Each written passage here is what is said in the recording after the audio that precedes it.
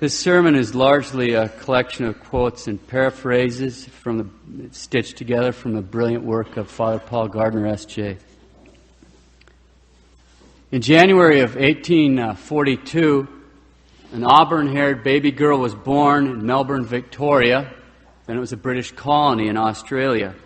Her parents, both Scottish Highlanders who had recently immigrated, named her, the first of their 8 children, Maria Ellen MacKillop. Although she never attended any real high-class school, she was nonetheless a very well-educated woman. It was because of her father, who was a very highly educated man, and he used his talents to train his daughter. Although he was a brilliant man, he was not a particularly good provider. A most remarkable example of his improvident behavior occurred when his father decided to help a dying friend fulfill his last wish to see Scotland before he died. That meant leaving behind his wife for 17 months, with then 6 little kids, the oldest of which was Mary at that time, who was 9 years old. Now, how is food supposed to be put on the table during that whole period of time? Not only that, but unbeknownst to his poor wife, not only did he leave her there alone while he went off to Scotland, he mortgaged his property to their brother in order to pay for the trip. It gets worse. Since he's away for longer than the terms of the mortgage, his very own brother foreclosed on the property. And even though Mary's mother quickly got money from friends, her brother-in-law refused the money and kept the house and the property. When one of Mary's maternal uncles heard about the situation, he gathered up his sister and the children and brought them to his farm. Mary summarized the youth, quote, "My life as a child was one of sorrow. My home, when I had it, a most unhappy one." Close quote. The long and short of it is Mary wound up working various jobs to support the family, finally landing a job at the age of 18 in Penola, South Australia, working as a governess for her aunt and uncle. Not only did she care for and teach her 10 cousins, she also taught the other children on the farm. As divine providence would have it, the local parish priest, Father Julian Tennyson Woods, kind of an eccentric Englishman, he had spent time with the Passionists in England and the Marists in France before he was finally ordained for the Diocese of Adelaide in Australia in 1857. Father Woods was very concerned about the lack of education and almost perfect ignorance of the faith among so many of the children in the outback, where it was so tough for the parents to just get by and make a living that they had very little time to worry about educating their children. Mary tells what happens next, quote, "I heard the pastor from the altar speak of the neglected state of the children of his parish, and I had to go and offer myself to aid him as far as the nature of my other duties would permit." Close quote. In 1866, Father Woods, by that time it had been appointed the Diocesan Director of Education, invited Mary and 2 of her sisters to open a school in Penola. One of their brothers renovated a stable for them. In this humble schoolhouse, they began teaching more than 50 kids. In June 1867, having moved to Adelaide, she took the religious habit. On August 15th, she made her first vows and received the name Sister Mary of the Cross, thus becoming the first sister and superior, the first order to be founded by Australians. It's called the Sisters of St. Joseph of the Sacred Heart, the Josephites, and they were dedicated to the education of the children of the poor. Their rule was composed by Father Woods and approved by the Bishop of Adelaide. It emphasized radical poverty, the idea that the sisters would go anywhere they were needed, no matter how poor the circumstances, and have a deep faith that God would provide for their needs. By the end of 1869, more than 70 sisters were educating children at 21 schools in Adelaide and the country, besides doing other charitable works for the poor, which are too long to list, but for example, running an orphanage, taking care of troubled girls, and so forth. By the end of that year, they expanded into Queensland. Now, on the way there, Sister Mary stopped in Sydney and ran into some Benedictine nuns who spoke to her about the significance of her religious name. Sister Mary wrote to her mother, quote, "My title, the happy one given me at my profession, implies a life of crosses and afflictions." Close quote. Now that's a prophecy. Meanwhile, back in South Australia, the sisters who were left behind there reported to Father Woods that an Irish Franciscan priest was guilty of drunkenness and the kind of behavior we now associate with Boston. The priest was sent away, one result of which that his friend and fellow Irish Franciscan, Father Charles Horn, became a sworn mortal enemy of Father Woods and the sisters. By the time the bishop Another Irish Franciscan named Lawrence Shiel returned to Adelaide after a 17-month absence. He was gone to the First Vatican Council, a long ways away, no way to keep in contact. By the time he came back, there were 127 Josephite sisters working his diocese, running 34 schools, and that's not including those like Sister Mary, who are now working in Queensland. All this in a scant 5 years from their humble beginnings in a stable turned into a schoolhouse. Father Horan, who's still furious over the banishment of his scandalous priest friend, became the acting vicar general of the diocese and the constant companion and advisor of the bishop. It was no secret that he was determined to destroy both Father Woods and the sisters in revenge for the expulsion of his friend. Now, the bishop himself was quite sick, and as his health deteriorated, he became more strongly under Horan's influence. According to the deposition of a Jesuit priest familiar with the situation, for about 2 years, the bishop had been fine when dealing with ordinary duties, but whenever he asked him something complex or important, he'd get so confused that whatever the first thing was proposed, that he'd seize on that. At his side during this very time was Father Horan. Quote, Father Horan was his constant guide and companion, and what is worse, he kept the bishop, who was like a little boy, in a torpid state, bringing him brandy mixed with water because of his ill health and stomach weakness. But this made his stomach as well as his mind weaker and is thought to have accelerated his death. Close quote. So with that as background, with absolutely no warning, the bishop suddenly announced changes to completely change the spirit and the rule of the Josephite congregation. All the postulants, that's all the girls that have come there, are supposed to be dismissed, and each convent was all of a sudden supposed to be put under the control of the local priest. One of the sisters quite rightly pointed out that they had taken a vow to obey the existing rule. When the bishop replied that anyone who had a problem with his changes would be dismissed from the vow, one of the sisters made a reasonable request, well, could we at least see the new rule so we know what it is that you want us to do? And he just dismissed that as a female whim. Sister Mary the Cross, who at this time had returned to South Australia, wrote the bishop, quote, a firm and clear letter, taking care to express her respect for his authority and her dependence on him. She declared that he had every right to change the rule, just as he had approved it in the first place. She outlined the development of her own religious vocation and concluded that should the rule be changed in the manner he had indicated, she would choose not to remain in the Institute, but to look for an opportunity to live the rule elsewhere. Close quote. As she said, quote, my first duty was to God and to the rule, which for his sake I had vowed to follow, no matter what obstacles might be thrown in its way. Close quote. In the evening of Thursday, September 21st, Father Horan ordered Sister Mary to catch the first train the next morning to a town some 50 miles away. Now, she said she would leave, but she asked to see the bishop before she left so that she could see these proposed changes to the rule. Because if they were serious enough, she wasn't going to consent to them. She was going to find someplace else to live out her vocation. Father Horan told her that the bishop would see her the next morning, so she went to bed, tired and sick. At about 10:30 at night, Father Horan returns to the convent. This is an interesting time for a priest to show up at a convent, and tells the sister who answered the door that if Sister Mary did not comply with the bishop's wishes to leave town on the first train, she'd be excommunicated. The sister brought the message to Sister Mary in bed, who replied she could not but act as she had done. She did not refuse to leave town, but she wanted to see the bishop first before she left. The response was relayed to Father Horan, along with the information that none of the sisters in the convent were willing to accept another rule.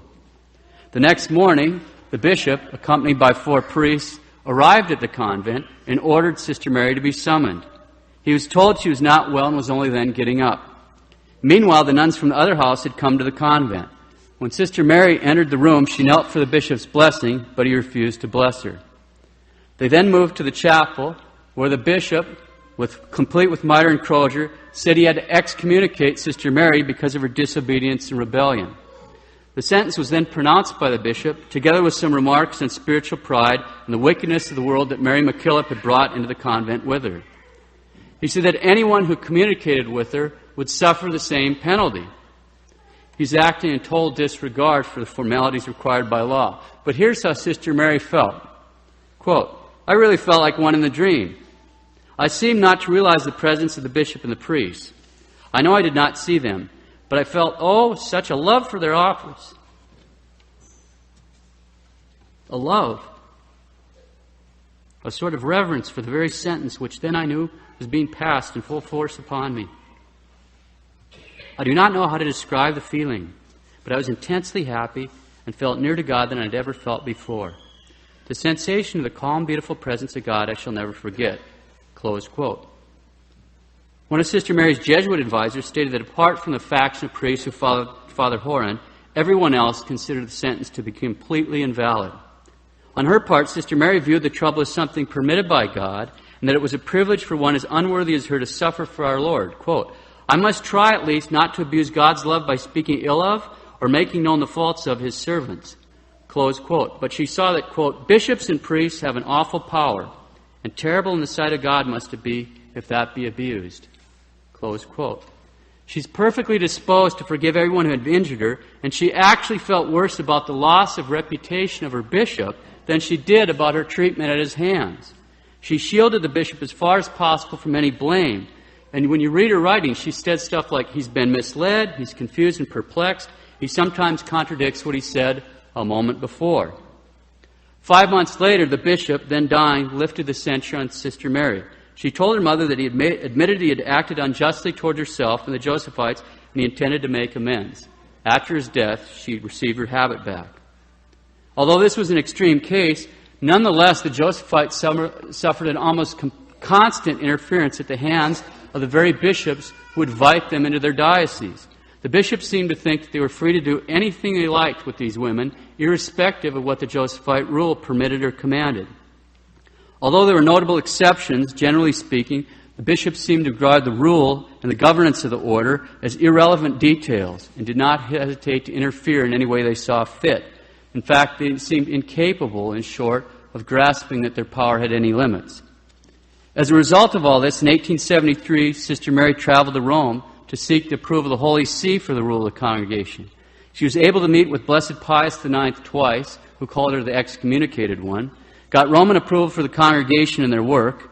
The Roman authorities made some changes in the rule, and then after nearly 2 years, she returned with trunks of books, school supplies, and 15 Irish vocations. Immediately upon her return, she summoned a general chapter of the congregation. That's a group of sisters, a general chapter in a congregation. It's a group of people, in this case sisters, elected by other members of the congregation, who gather together every 6 years to sort out the business of the congregation, pass rules and so forth, and also to elect their general superior. Sister Mary of the Cross was elected unanimously. Mother Mary had a real job of it as a superior general. The Roman approval of the Josephite rule did little to ward off the incursions of the bishops in their attempts to unjustly control the sisters. And her vigorous defense of the rights of her sisters did not win her many fans in that category either.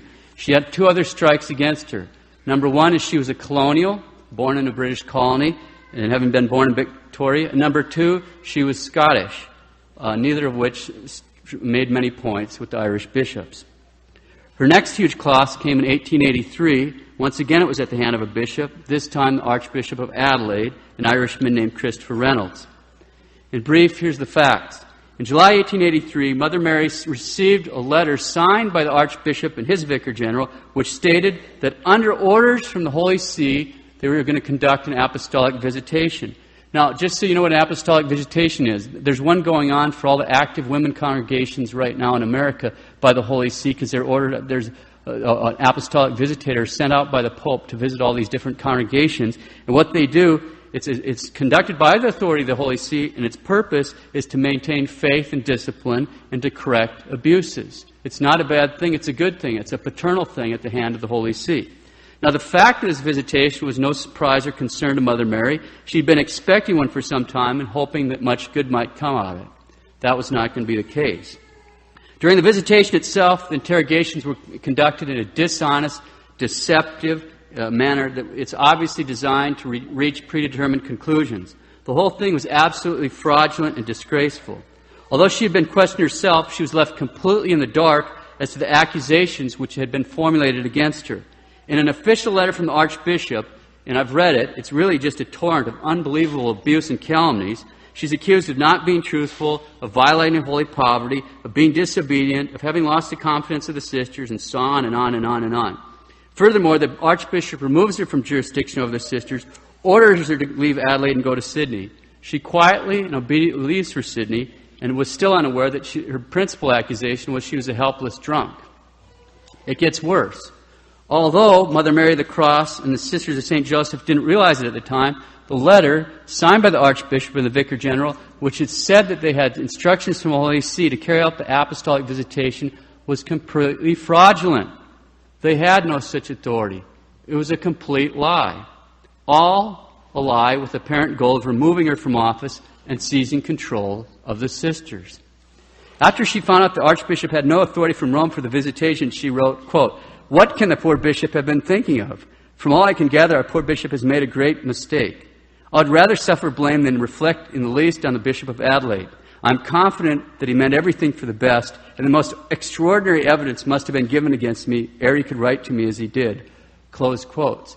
Now you think of the virtue of this woman. Her name's been publicly dragged through the mud. She's illegally banished to another colony, removed from office, and she wonders what the poor bishop could have been thinking. He's a liar. He's lying about having a delegation from Holy See, and she's wondering what could he have been thinking. She's too nice to say the guy's a liar. It's extraordinary. It must have been a mistake. Anyway, for my money, the saddest lines about the treatment of the Josephites at the hand of the clergy at this time are found in a letter written to Mother Mary by one of the sisters left in Adelaide.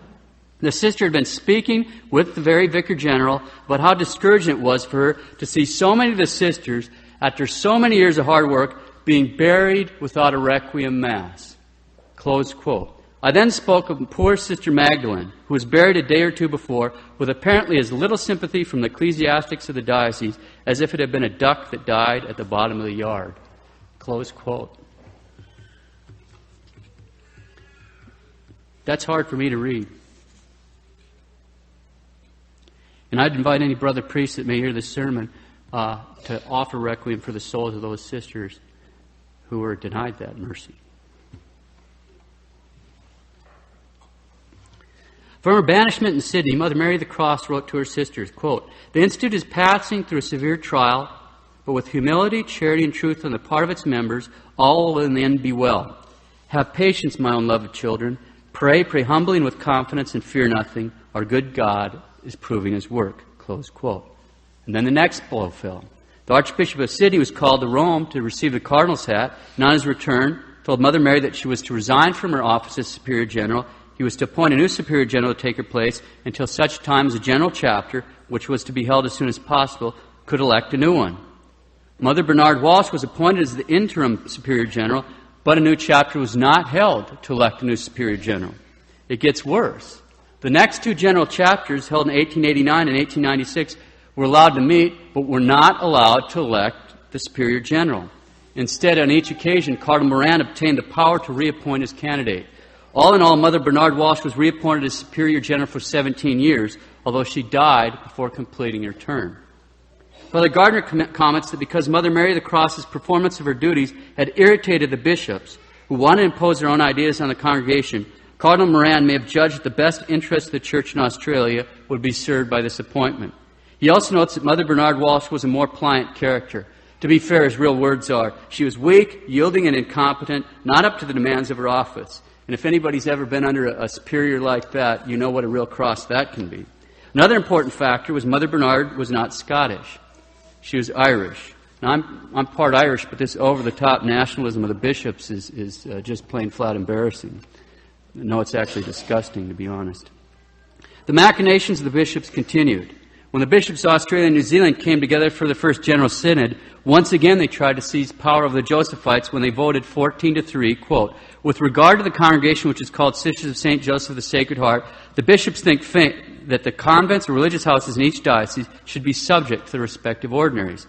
Close quote. It doesn't seem to matter what Rome says. They're bound and determined to have it their own way. These guys just did not get it. The Holy See could send out any kind of instruction it wanted, and the bishops just get selective hearing loss. Not surprisingly, this decree of the bishops was tossed out by Rome, and Rome then erected the sisters in a regular congregation, having the mother house in Sydney. In August 1898, Mother Bernard died. The general chapter, held in January 1899, was finally allowed to hold elections, and in a unanimous vote, Mother Mary of the Cross was elected as Mother General. Her crosses were not over. In 1902, she suffered a stroke, left her paralyzed on her right side. Her mind and her speech were left intact, but she was confined to a wheelchair. In spite of infirmities, the next general chapter, in 1905, the delegates once again elected her as the Mother General. As a superior, she considered kindness the heart of the congregation, not the business matters or assignments or external matters, however important that might be. Kindness. She constantly insisted on kindness and union. The sisters should bear with one another and remember the common good.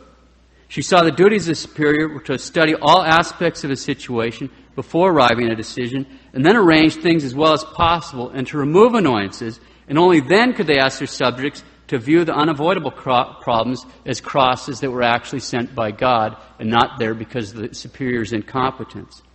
She warned against murmuring and unkind gossip or becoming hard, suspicious, or critical. She pointed out that God will not ask you about those in authority, but about how you have obeyed and in what spirit to attend to that, therefore. She told her sisters not to try to do too much, but to do what they can and leave the rest to God. On August 8, 1909, she died in Sydney. She's now buried in a vault on the epistle side of the altar in the chapel at the convent. And today, just a few hours ago, this morning in Rome, the first Australian saint, Sister Mary of the Cross, was canonized. We thank God for her shining example of kindness and long-suffering. I want to close with consider a few lessons that we each can take from her life. How does the life of a teaching sister in Australia apply to each one of us? In the first case, just with the idea of the cross, the most difficult thing for any of us in our holy religion is to embrace our cross. By far and away, that's the most difficult thing. To learn how to suffer in a Christ-like way. For example, we can look at some of her examples in this. First, living her vows. She's keeping her vows no matter what obstacles were thrown her way. God comes first. Vows made to God must be kept. What an example for those of us in the priesthood or consecrated life. For all you, they're bound by the vows of marriage. We keep our vows. We promised God we would before the altar. We keep them no matter what the obstacles. Second, her patience under unjust persecutions and crosses. If we really thought about it when we do the Stations of the Cross, when we get to the first station, what's the message? That we're going to be unjustly judged and persecuted. And here's a concrete example of someone following Christ in her circumstances, patiently suffering these injustices and this willingness to excuse even those who are attacking her personally. And instead of responding with contempt, she responds with Christ-like charity. What an example for each of us when we're unjustly punished or attacked. Third, her shining example of how to bear with, or if needs be, even vigorously resist and battle with superiors, including priests and members of the hierarchy, while still preserving love for the church and for their office, and without losing charity in the fight. That is a difficult juggling act. What an example for those of us who have had battles, especially with priests and members of the hierarchy, over wicked priests, liturgical abuse, sex ed in the schools, bad catechesis, on and on and on. An example that even when we do these kind of things, when we have to defend defend the rights of us or our children against that, have we preserved our love for the church and the office of these men without losing charity in the fight? Her humble approach to work. Do what we can and leave the rest to God. Who knows that we can't do the impossible? How many people striving for perfection? I think of homeschooling mothers especially. This is a common case. They work themselves into total frazzle trying to get everything perfect till there isn't anything left to give. We do have to work, and we have to work hard. But we also have to leave the rest to God. What an example of that. He doesn't expect impossibilities. That's His category. We just do what we can and leave the rest to Him and keep our charity and our love for Him in our hearts. Finally, her kindness. Think about this. In a world that's crying out for the love of Christ, she brought kindness, love, a smile. What an example for us. Is that the sort of thing that people would think of when they encounter us? How about when they encounter us here at Mass? When people come to join us at Mass here, if we're a Protestant or someone new, and people join us at Mass here, are we reaching out with a smile and a greeting? Do they go away with an experience of kindness? Is this the kind of place they like to keep coming to? Because that's something that each one of us is responsible for, to have that. And everywhere we go, where people look at us and say, I want to be like them, because they see Christ in our life. And kindness is so powerful. You can't fake that one. Knowing our catechism is important, but it's not as important as charity. That's the one that lasts forever. And if all our knowledge doesn't get us anywhere, if it doesn't flow out into charity, we have to work on that. Always, all of us. Let us ask St. Mary the Cross to obtain for us the grace to embrace our causes, to keep our vows, no matter what obstacles might be thrown in our way, to be patient, especially when we're unjustly persecuted and attacked, preserve charity, even in the midst of combat, to do what we can, leave the rest to God, and to bring kindness wherever we go. St. Mary the Cross, pray for us. In the name of the Father, and the Son, and the Holy Spirit. Amen.